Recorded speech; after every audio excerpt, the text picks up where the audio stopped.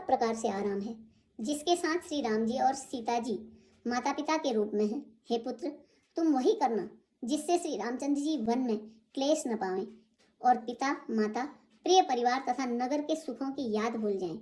तुलसीदास जी कहते हैं कि सुमित्रा जी ने इस प्रकार हमारे प्रभु श्री लक्ष्मण जी को शिक्षा देकर वन जाने की आज्ञा दी और फिर यह आशीर्वाद दिया कि श्री सीता जी और श्री रघुवीर जी के चरणों में तुम्हारा निर्मल निष्काम और अनन्य प्रगाढ़ प्रेम नित नित नया हो।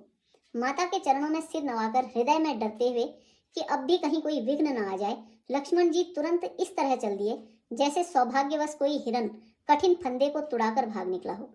लक्ष्मण जी वहां गए जहां श्री जानकीनाथ जी थे और प्रिय का साथ पाकर मन में बड़े ही प्रसन्न हुए। श्री राम जी और श्री सीता जी के सुंदर चरणों की वंदना करके वे उनके साथ चले और राजभवन में आए। नगर के स्त्री पुरुष आपस में कह रहे हैं कि विधाता ने खूब बनाकर बात बिगाड़ी।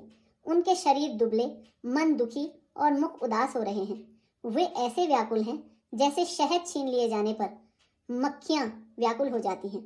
सब हाथ मल रहे हैं और सिर धुनकर पछता रहे हैं, मानो बिना पंख के पक्षी व्याकुल हो रहे हों।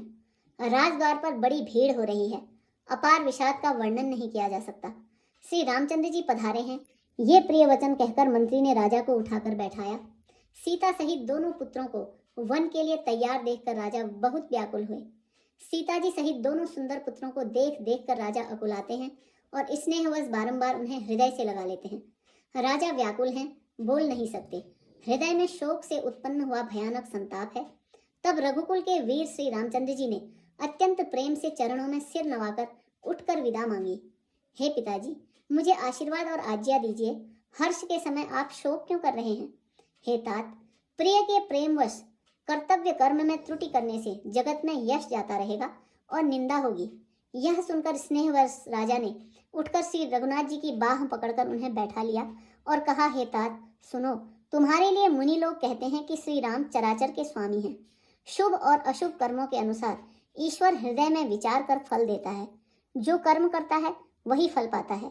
ऐसी वेद नीति है, यह हर कोई कहता है।